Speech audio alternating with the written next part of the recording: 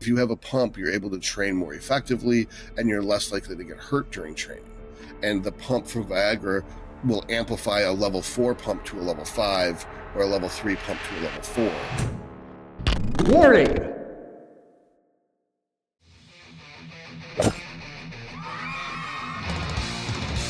You're watching Dr. Todd Lee TV, where theoretically you could learn a bunch of cool shit.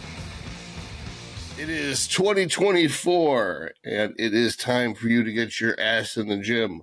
If you don't know what you're doing, that's okay. No one else in the gym probably knows what they're doing anyway. If you want help, I'm here for you.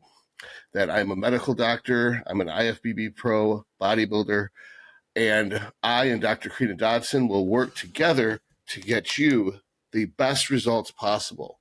It starts with blood work. As I'm a doctor, I can order that for you. We review the blood work. Based on the blood work, a diet will be constructed, both macronutrient, micronutrient specific. Unlike almost any other coach, Dr. Karina Dodson is a genius in multiple ways, nutrition just being one of her many ways. I will design a training program for you to meet your needs based off of your assessment that we make based off of pictures you provide. If you want to provide pictures, that's not obligatory. If you have medical problems like cholesterol, blood pressure, etc., the diet will be used to fix those problems. Not always, but typically, whatever medications you're on when you come to me, I will get you off those toxic medications, especially garbage like statins and beta blockers. I'll cut that shit right out and make you healthy so you won't need that stuff. Now, as far as HRT, that is, of course, my specialty. You're covered. I'm more than happy to help you with your hormone replacement needs. If you're a competitive athlete, a competitive bodybuilder, that we will be just as competent, if not more so, than any other coach. Only unlike other coaches, I am a doctor. So you are much safer doing your competition preps with us than with anyone else. Please click the link in the description box to set up your consult so we can discuss how you can either get the body of your dreams or start winning if you've hit a plateau in your competitive career. Have a wonderful day. Thank you. Cialis versus Viagra. Now, there's other drugs in this class, the fills, sildenafil, tadalafil, not modafinil, but that's something completely different. That'll probably make your dick soft. But the Levitra is another one of them. Viagra was the first one. It was developed for pulmonary hypertension, I believe. So it was basically for blood pressure, but not systemic blood pressure, it was blood pressure in your lungs. And what they found was it also caused erections. The reason why this is it's a phosphodiesterase inhibitor. What does that mean? It means that it keeps the blood trapped in your penis. It causes a pump everywhere. So if a lot of guys will take, but it keeps the blood trapped in your penis. So a lot of guys take Cialis for a couple reasons. They take 5 milligrams of Cialis a day because it's supposed to be good for heart health, because it's good for nitric oxide levels. It keeps the vessels patent, which is just healthy for your heart. It has the added benefits of giving you an all-day pump. What I find is that it has two major drawbacks. One is sinus congestion and mucus. That the Cialis makes your nose fill up with mucus. It's very hard to breathe. And the one thing that girls love more than a super hard dick is that when you're blowing snot bubbles in their ear when you're fucking them, that turns them on so much. It's like, I've learned that it's better to have a 90% hard dick and clear airways when you're having sex rather than having 100% hard dick and being mucus boy. So that's number one. Cialis to me is no bueno. Number two, Cialis gives a huge lower back pump, makes it virtually impossible to do deadlifts, squats, bent over rows, or in most sex positions. Again, you're just basically throwing the baby out with the bathwater. That doesn't matter how hard your dick is. If you can't use it, then it's pointless. When you're just going to lay there, like, oh, it's super hard, be on top. They don't have the endurance to be on top the whole time. Well, almost none of them do. So therefore, you have to be the one who does the work, and therefore you need to have your lower back and not get pumped. For this reason, I think Viagra is a superior drug. It's this whole thing that scientists would never understand. It's called real life, that they don't actually take the drugs to see how they work. They test them on subjects, and then the subjects give some type of piss poor explanation of what their subjective experience was, which is usually just drivel and nonsense. Whereas if you actually are the scientist and then you test the drug on yourself, then you're able to know what the hell's going on. So Viagra is great to take before you go to the gym, gives you an awesome pump. You do not get any mucus. You do not get any lower back pumps. It's fucking perfect. Love Viagra. Other thing is like for the sexual functioning, it's, you know, if you chew it up and stick it under your tongue, it kicks in faster than 30 minutes. So the whole idea that you can't, like, it's too impractical to take before sex, that's not true. You can, because it lasts 4 hours, and some people, in others, it might take 24 to 36 hours.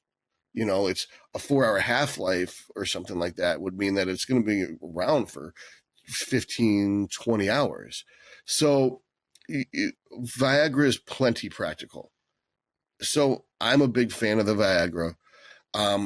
It was unbearable side effects with Cialis for me, and a lot of the people I talked to had the same unbearable side effects with Cialis. So practical wisdom is use the drug that is not going to get in the way of the actual task. It'd be like, another example of this would be like people who use IGF-1 pre-workout, but then they get a pump so extreme they can't close their hand, so they can't actually use dumbbells or anything else for that matter. It's like if your pump's so extreme you can't use your arm, then you can't lift. So then the pump isn't useful. Furthermore, the pump is a proxy for muscle growth. It doesn't induce the muscle growth per se, according to most modern research. That getting a pump means you did enough to grow muscle. Not getting a pump means you may have done enough to grow muscle, but you may not have. Giving yourself an artificial pump just means you can't lift weights. So now you're definitely not going to stimulate the tissue to grow muscle.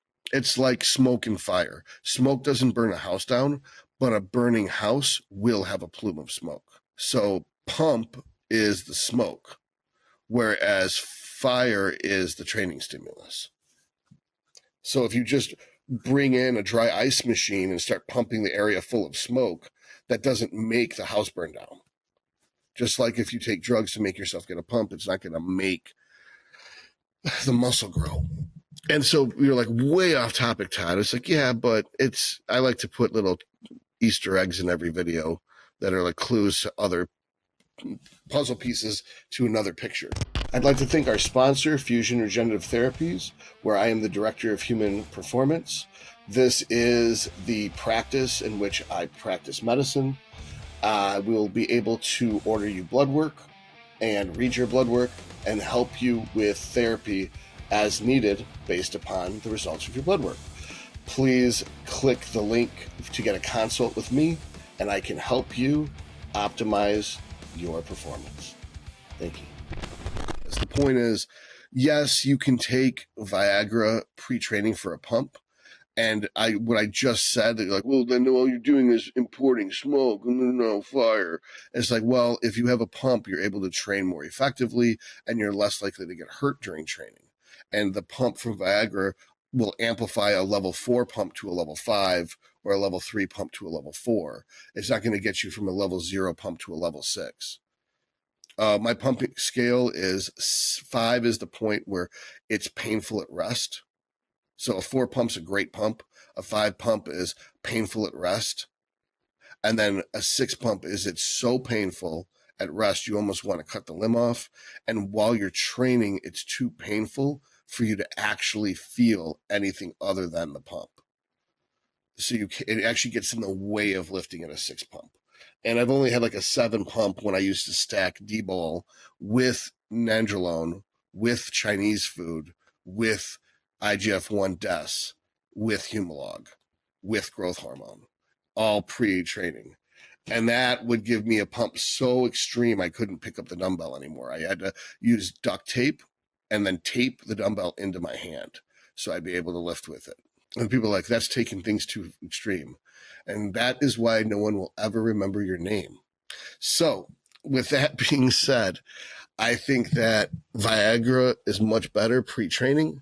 I think that Cialis, although in some people may be great, it's not necessarily, it's the whole concept of heart health is not specific to Cialis. Mechanism of action is a phosphodiesterase inhibitor. It's specific to Cialis in the sense that it's got the longest half-life. But if you're someone who metabolizes Viagra slowly, it's functionally the same thing. Same thing goes for, I talked about it being a phosphodiesterase inhibitor. The irony is Prolactin upregulates phosphodiesterase. So all those people that take Brami or Prami and bromocriptine because they're prophylactically preparing for a prolactin storm because they're using nandrolones so that they can guarantee they won't get Decadic. What they're doing is they're taking a really toxic drug that works on the brain to prevent the prolactin from being released, because the prolactin will do phosphodiesterase upregulation when they could just take the phosphodiesterase inhibitor, which works to accomplish the goal they want directly, and then they don't have to poison their brain. Then, of course, there's people who just are smart enough not to use the nandrolones in the first place if they get prolactin issues. But if you're someone who's getting ready for a show and you get a prolactin increase from Tren like me, then it's totally reasonable that I already would be taking Viagra, so I wouldn't need to take Bromo or Prambi to control the prolactin, because the prolactin won't be an issue because the Viagra takes care of that problem. So in almost all situations, Viagra is always going to be the best. And if you're good with your pharmacokinetics, then you could use Viagra to simulate the effects of Cialis anyway. But most people don't know what pharmacokinetics are, so they're not good at them. So that's why they do what their doctor says, which is take this at this time of day. And it's like magic. It's like, we're going to plant these beans in the ground, and there's going to be a bean sprout that goes up into the sky, and I'm going to climb that bean sprout, and I'm going to steal the golden goose from the cloud giants. And that's how they think medicine works, that medicine is just magic. And for those of us who have biochemistry degrees, we know that medicine is not magic. It's actually real, and it works in a very clear way. And that the way it's explained to the public is so watered down and so oversimplified, it's just vastly inaccurate. You know, it's like saying the movie Venom is a love story. That's about how much you're missing of the details. All right. I hope you enjoyed this as much as I do. Nothing makes me happier than talking about Viagra. But, you know, what's funny is it's like talking about Viagra is about as toxic and dangerous for a man as talking about, I can't even use an analogy that wouldn't be politically incorrect and offensive, because the assumption is that if you know anything about Viagra or Cialis, that even though you're a doctor, that you must have impotence. That the idea that you take it for training performance, not for sexual performance, sounds like an insecure cover. But if you do need it for training performance, or you need it for sexual performance, get a hold of me. Link is in the description box. And assuming that you're healthy enough after using Bloodwork to determine whether you're healthy enough, I will help you pick the protocol that's right for you to enhance your muscle pumps and or your sexual functioning. Toodles.